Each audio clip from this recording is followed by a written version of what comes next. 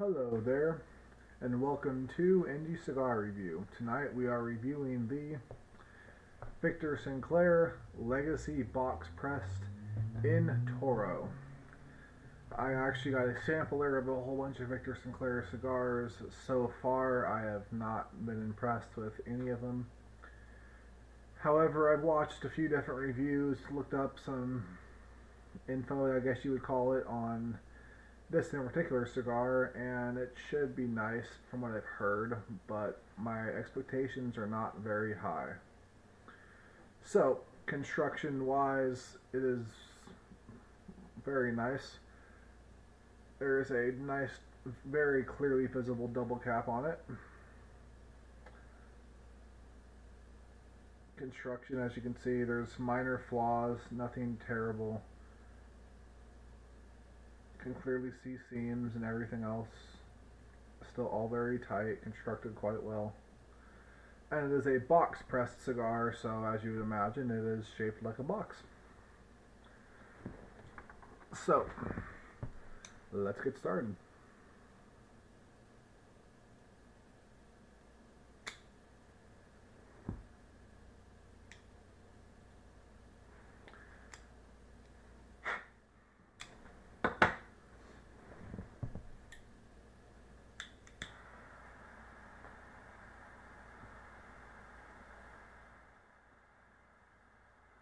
So as I had said with these cigars, I've had 4 or 5 of these, not this actual cigar itself, but just the brand.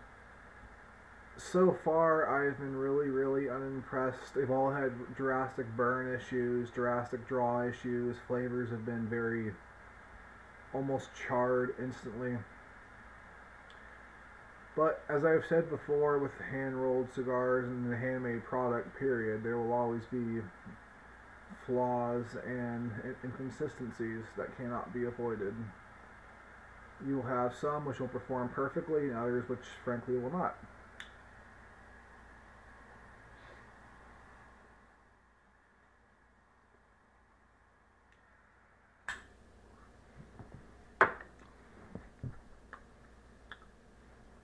Alright, immediately a very strong tobacco taste, which is much better than what these normally are. Now, generally I like cigars that have transitions and varying degrees of flavors, but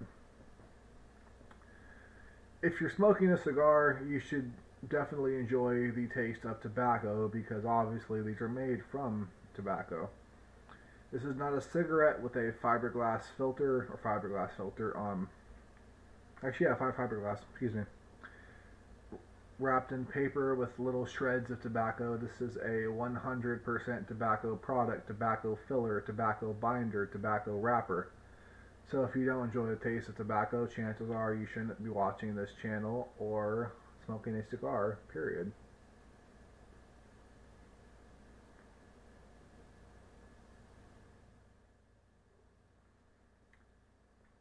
So, draw a little bit snug, but not a problem. Burn so far, already going a little crooked, but not bad either. So I will get back with you on the first third and let you know my first impressions. Alright, we are chugging along into the first third. Overall, probably a very low, medium-bodied. Good flavor to it, actually. It's much better than I thought it would be, which is a very pleasant surprise, because the others were just not. Still that very nice, smooth tobacco, no real flavors in terms of chocolates or cinnamons or sweetness to it, just pure smooth tobacco, which I don't really mind so much. Burn is almost razor sharp.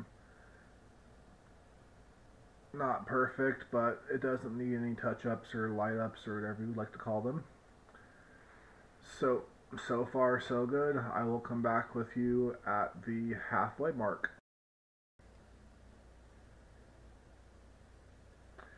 Alright, we are down to the halfway point of the Victor Sinclair Legacy Toro box pressed cigar. Still a very smooth tobacco, no transitions. Very, very simple cigar. No flavor changes, no changes in terms of the strength. The draw has gotten more snug, but other than that, same thing as before, no updates required. I will come back at a little bit beyond the band point. Alright, so we are just past the band point. This has been a very consistent cigar, that same smooth tobacco flavor, and really nothing else. The draw has gotten even tighter to where I need to struggle to produce any quantity of smoke, but still good flavors.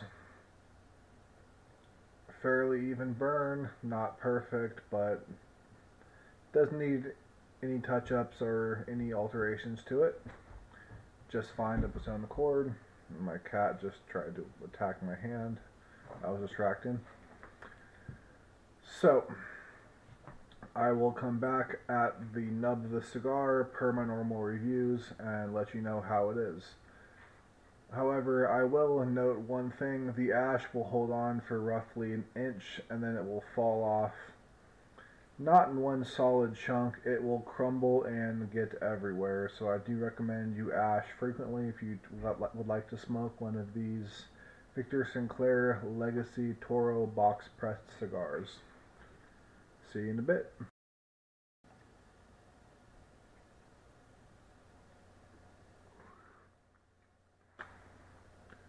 Alright, down to the absolute nub. Kind of funny.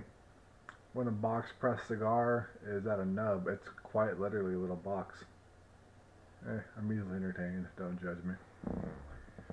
Either way, the cigar has been very, very consistent throughout. That same smooth tobacco flavor. No transitions, no variations besides a continuously snug draw.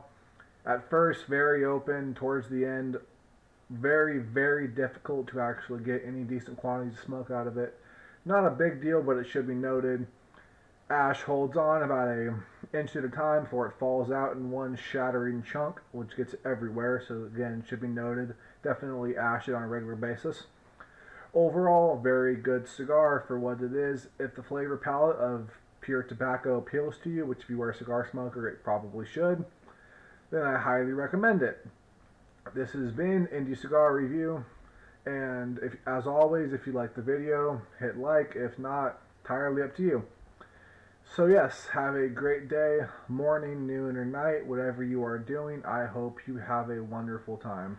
Thank you so much, and have a great day. Oh, and also, this cigar, mild as it, or not mild, mild and consistently tobacco as it was, because of its fantastic performance, has inspired a tobacco-infused smile. Jeez. Have a good night. Oh, and one more thing, which I forgot because I'm forgetful like that. In total, the cigar clocked in at 1 hour and 4 minutes, and the taste towards the end for the actual nub was still pretty much a consistent semi-smooth tobacco. I say semi-smooth because the last couple puffs were very, very harsh. But again, for as small as the nub was, it is to be expected. Once again, thank you for your time.